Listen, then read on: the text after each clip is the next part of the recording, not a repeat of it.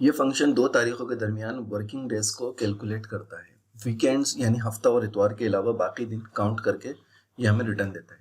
اس کے علاوہ ہم اس میں کوئی خاص ہالیڈیز وغیرہ کو بھی ورکنگ ڈیز میں سے ایکسکلوڈ کروا سکتے ہیں. اس کے پہلے آرگومنٹ میں اسٹارٹ ڈیٹ آتی ہے جس تاریخ سے ہمیں کاؤنٹنگ شروع کرنی ہو، اور دوسرا آرگومنٹ میں اس کے اینڈ ڈیٹ آتی ہے. یہ وہ تاریخ ہوتی ہے جس تاریخ تک ہمیں جو ہے وہ کاؤنٹنگ کرنی ہو. اور ہالیڈیز اس میں جو ہے وہ ایک اضافی آرگومنٹ ہے. اس میں ہم ان تاریخوں کو شامل کرتے ہیں جو ہمیں ورکنگ ڈیز میں شامل نہیں کرنی. اس کے بعد یہ فنکشن ہمیں جو ہے وہ دی گئی تاریخوں کے درمیان سے ورکنگ ڈیز کی تعداد کو ریٹرن کر کے دیتا ہے. اب ہم اس کی مثالیں کچھ دیکھتے ہیں. تو اس کی پہلی مثال میں ہم دیکھیں گے کہ کیسے 2 تاریخوں کے درمیان ہم working days, default working days جو ہوتی ہے اس کو کیلکولیٹ کرتے ہیں. تو سب سے پہلے نیٹ ورک ڈیز ہم نے اس میں لکھا، اور پھر یہاں پہ ہم اس کی اسٹارٹ ڈیٹ دیں گے. اسٹارٹ ڈیٹ کے بعد یہ اینڈ ڈیٹ ہے.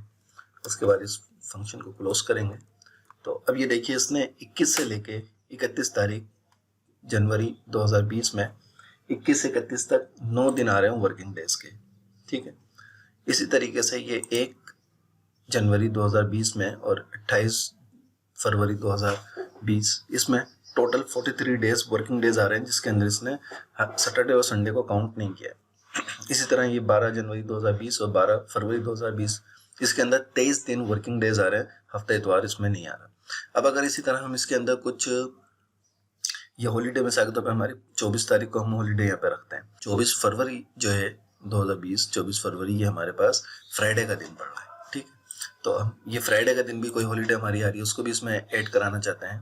تو اب ہم یہاں پہ کوما لگا کے فارمولے میں اور یہ ہالیڈے جو ہے اس کو بھی ایڈ کرا دیں گے. تو اب یہ دیکھیے جو 43 تھا 42 ہو گیا، 23 2 ہو گیا اور 9 8 ہو گیا. تو یہ ایک دن اور اس میں سے اس نے مائنس کر دیا ہے.